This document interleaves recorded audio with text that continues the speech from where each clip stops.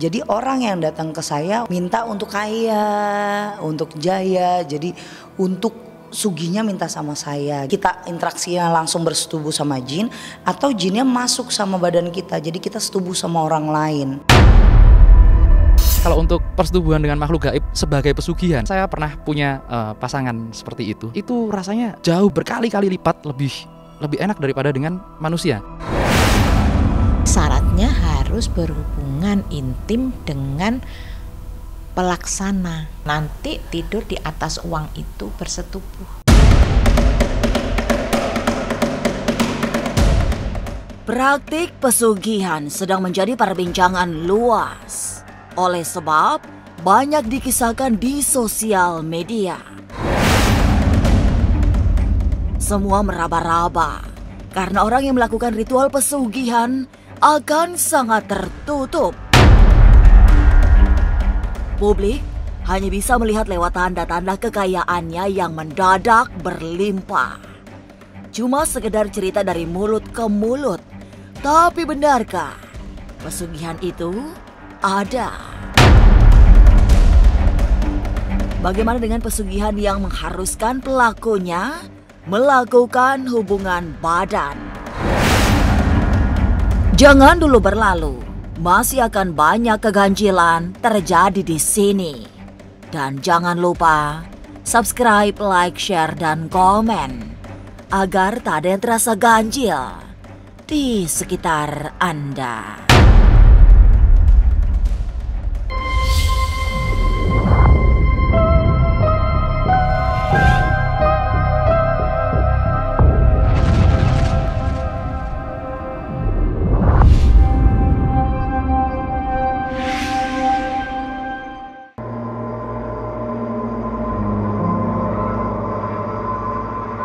Di saat masih menjadi praktisi ilmu hitam, Ria Puspita termasuk sering mengantar klien mencari pesugihan.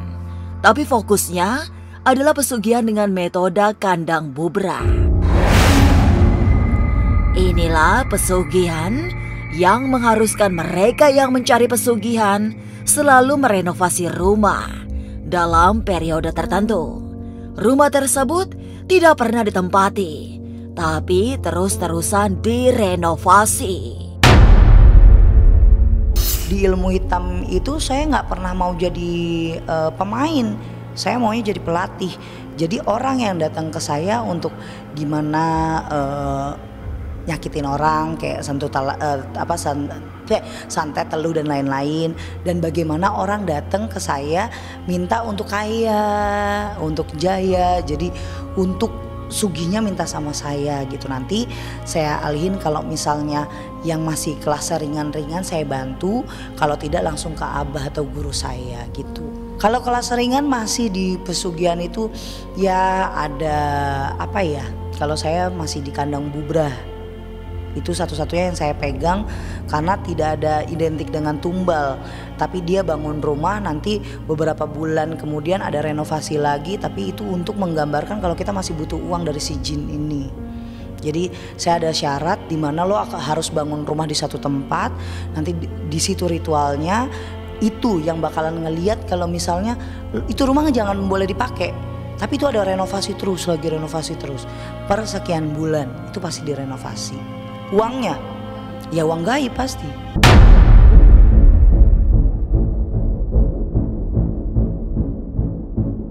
Bagi Ria Puspita, pesugihan kandang bubra tidak terlalu repot.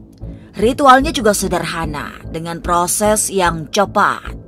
Seperti pesugihan lain, uang yang dihasilkan dari ritual harus segera dibelikan sesuatu, terutama untuk kebutuhan merenovasi rumah. Ia sengaja memilih pesugihan ini karena dianggap yang paling minim risiko. Nah kalau kayak kandang bubra itu minta jin, itu cuma sebentar doang sebenarnya kekayaannya. Kenapa harus ada renovasi rumah? Biar dia terus dapat uang, tapi uang itu harus digunakan buru-buru beli barang. Contoh emas, mobil, jadi nggak bisa kalau ditabung gitu, nggak bisa, hilang. Kalau yang lainnya memang saya tidak mendalami yang detail, karena kan penyugihan itu ada yang kita ngipri monyet, ngipri ular, terus babi ngepet, tuyul, ngipri apa lagi ya, banyak deh. Ada ngipri penyu tuh, bukan penyu, apa namanya dia, bulus, ngipri bulus. Jadi nanti badannya bopeng-bopeng kayak panu-panu gitu, berarti dia udah berhasil untuk pesugihannya. Pesugihan itu banyak, jadi nggak cuma satu kalau pesugihan. Tapi kalau saya khususon untuk kandang bubranya ya khusus untuk kandang bubra, karena tidak meminta tumbal yang begitu parah.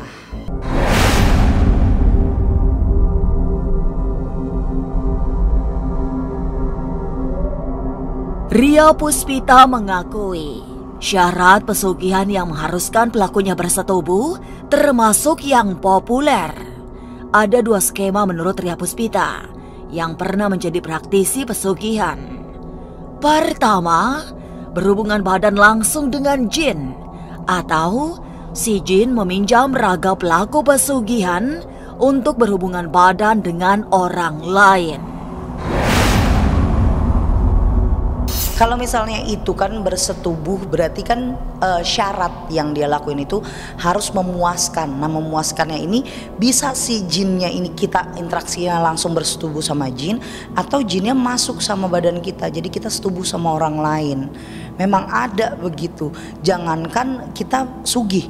Nah, sekarang lagi banyak viralnya itu, dia merasa kalau ada yang memuaskan hasratnya dia di dalam alam bawah sadar dia atau mimpi. Nah, berarti kita tahu nih, ada koneksi kalau jin itu memang suka dengan sukma kita, suka sama badan kita. Kalau misalnya kita nyugih dengan bersetubuh, tergantung permintaan dan awal mula kesepakatannya, mau kita yang bersetubuh dengan jin atau jin itu pakai badan kita untuk bersetubuh dengan manusia lain. Tapi memang iya, kan tanda, kalau kita bilang tanda terima kasihnya yaitu uang itu.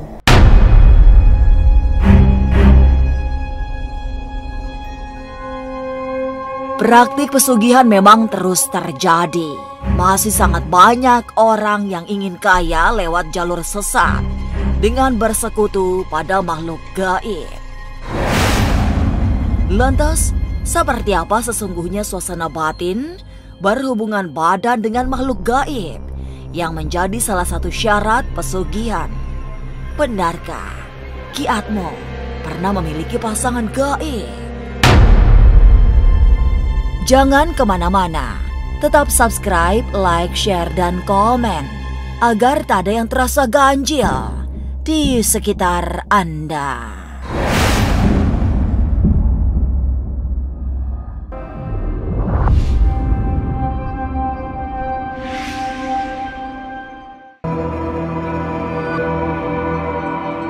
Pesugihan memang memiliki banyak jenis, tapi yang paling populer adalah pesugihan yang menggunakan persetubuhan sebagai ritual kaya. Ki Atmo termasuk praktisi spiritual yang paham betul soal ini. Menurutnya, salah satu tempat yang terkenal ada di pesisir utara Pulau Jawa. Pesugihan ini konon harus melakukan persebadanan dengan sosok gaib yang sering disebut sebagai Dewi Lanjar. Inilah penguasa laut Jawa yang memiliki bentuk tubuh ular tapi berkepala wanita cantik. Legenda ya, ada legenda kalau mereka kemudian nanti melakukan tapa di tempat-tempat tertentu, melakukan pesugihan tempat-tempat tertentu, kemudian mereka melakukan perjanjian dengan yang disebut dengan Dewi Lanjar menurut mereka. Kemudian di saat-saat tertentu mereka akan didatangi dan makhluk-makhluk gaib itu akan minta bersetubuh. Kemudian kalau zaman dulu banget, sisiknya dari Dewi Lanjar yang berupa manusia setengah ular itu nanti akan berubah jadi emas atau jadi uang koin seperti itu. Pada dasarnya untuk pesugihan seperti itu memang yang saya tahu ada. Ya, kadang-kadang orang yang nikah batin atau nikah gaib, kemudian pesugihan dengan cara menikah dengan makhluk-makhluk seperti itu. Mereka syaratnya adalah menyiapkan ruangan khusus yang legendanya ternyata memang disiapkan untuk ritual mereka itu, yaitu ritual untuk berhubungan suami istri dengan makhluk-makhluk seperti itu. Tentunya memang kamarnya tidak boleh dimasukin orang-orang sembarangan. Bahkan keluarganya pun tidak boleh masuk biasanya. Tidak butuh waktu lama bagi mereka untuk bertemu dengan sosok-sosok pesugihannya. Biasanya hanya 1 hari, 2 hari, 1 malam, 2 malam. Mereka akan ditemui dan mereka akan langsung diberi petunjuk. Bahkan kamarnya seperti apa, disiapkan seperti apa kamarnya, ada meja seperti apa, ada kasur seperti apa, itu nanti dikasih petunjuknya dari situ.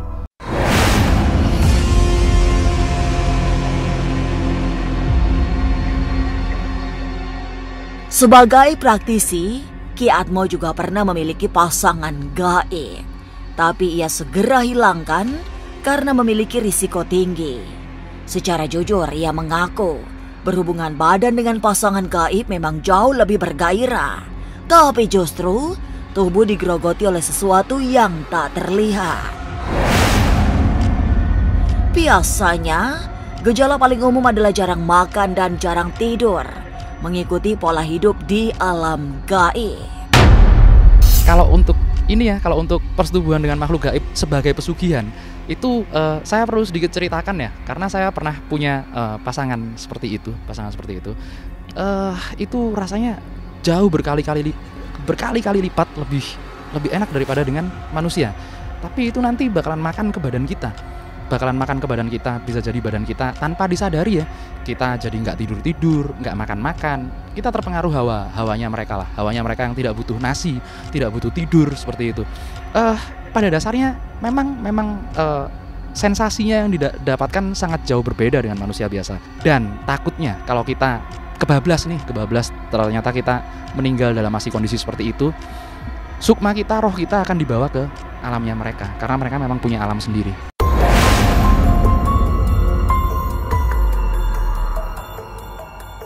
Pesugihan yang pada akhirnya membuahkan hasil sesungguhnya merupakan awal dari sebuah perjalanan penderitaan.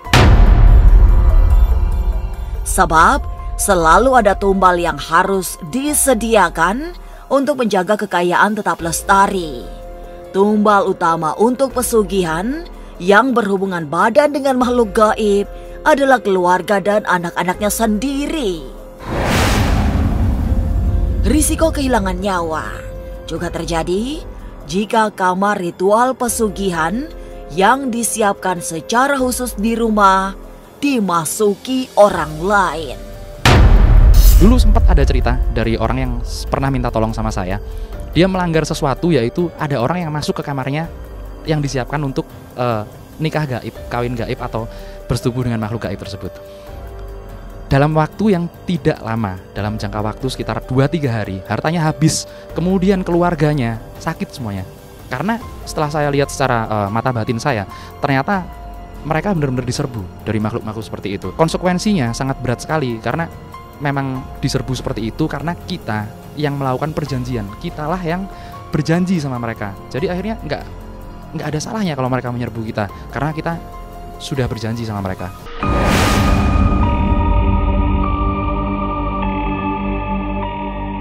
Lantas, mungkinkah pada dasarnya semua pesugihan berisiko tinggi untuk dirinya sendiri? Benarkah tumbal yang terakhir adalah orang yang mencari pesugihan?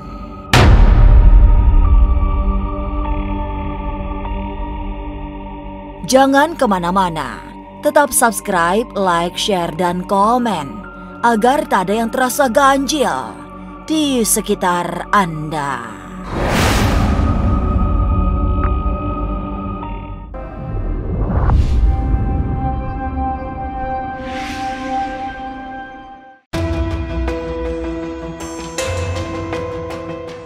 Sebagai praktisi spiritual, Bunda Retno termasuk yang paling menentang pesugihan.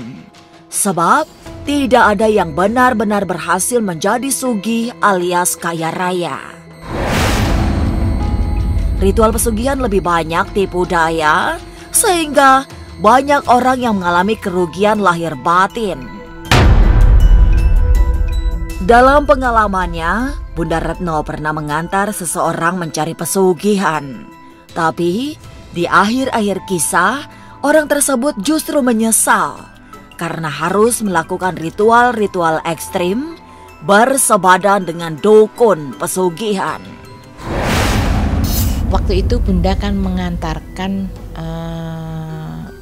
di Jogja, kejadian di Jogja. Orangnya ada orangnya.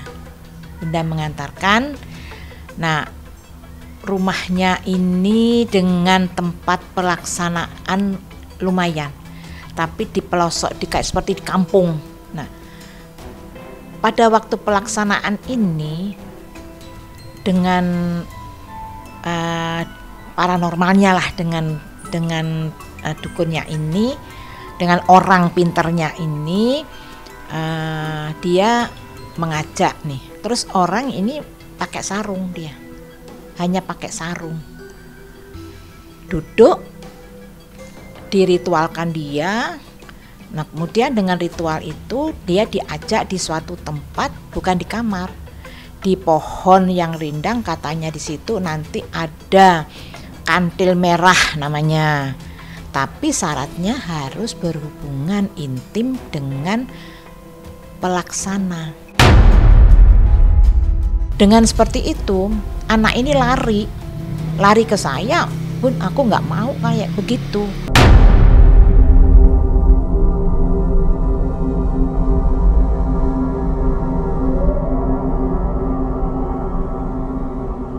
Ritual pesugihan dengan melakukan hubungan badan memang banyak diceritakan. Ada sejumlah tempat yang mengharuskan pelaku pesugihan menjalani prosesi bersetubuh di tempat-tempat tertentu. Ada yang bertujuan untuk mengambil uang gaib yang sudah dijanjikan. Ada juga yang memang itulah syarat utama untuk menjadi sugi. Itu dari mulut ke mulut sebetulnya, dari mulut ke mulut. Nah, selain dengan yang pelaksana tadi, masternya, dia bilang itu ada uang. Nih Bunda pernah diajak ngomong nih, karena ada tamunya, gitu kan. Ini ada uang. Nah, nanti tidur di atas uang itu bersetubuh dengan orang yang bukan suami atau bukan istri. Jadi kan nyeleweng. Kalau tidak punya selingkuhan, cari.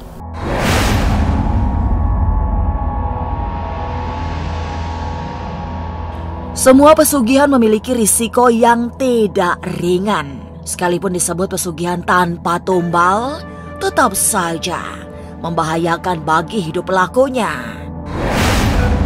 Sebab akhir dari praktik pesugihan adalah kematian. Ria Puspita yang pernah menjadi praktisi pesugihan menyebut ending pesugihan yang menjadi tumbal adalah pelakunya. Pendapat yang sama disampaikan oleh Bunda Retno yang menyebut akan ada yang terbunuh dalam setiap praktik pesugihan. Ya, pesugihan itu sama dengan endingnya pasti ada yang terbunuh. Karena apa? Yang menjadi pelaksana dengan pelaku tadi, pelaksana mengatakan yang pertama ritual, nanti ritual yang kedua, belum lagi ritual yang ketiga. Nah, pelaku ini kan lama-kelamaan kan bosan dia. Selalu mengeluarkan uang, hasil tidak ada, hanya janji-janji. Nah, akhirnya terjadilah di situ perselisihan, pertengkaran. Nah, antara pertengkaran ini yang terakhir biasanya yang pelaksana ini yang menjanjikan kamu datang hari ini jam segini di ini. Nah, sudah di situ dengan kelompoknya. Terjadi di situ. Sudah banyak contohnya. Resiko paling tinggi dari pesugihan mati. Karena biar gimana pun, walaupun kita menumbalkan orang lain, di titik nanti si jin atau iblis yang berkuasa di badan kita itu meminta tumbal kita, diri kita. Ujung dari semuanya itu tumbal pasti kita.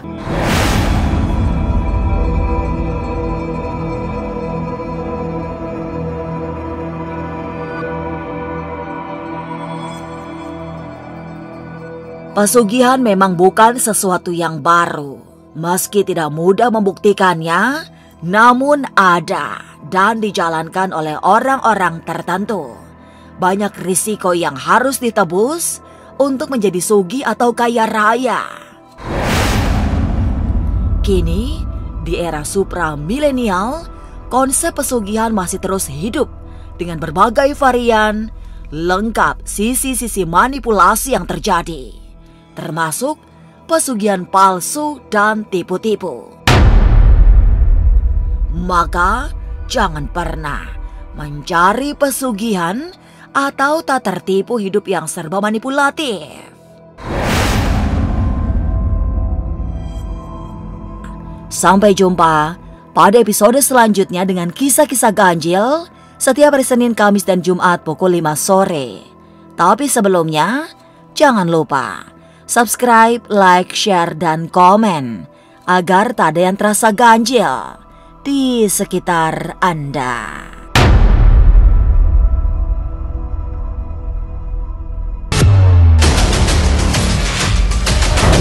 Silet Awards 2023.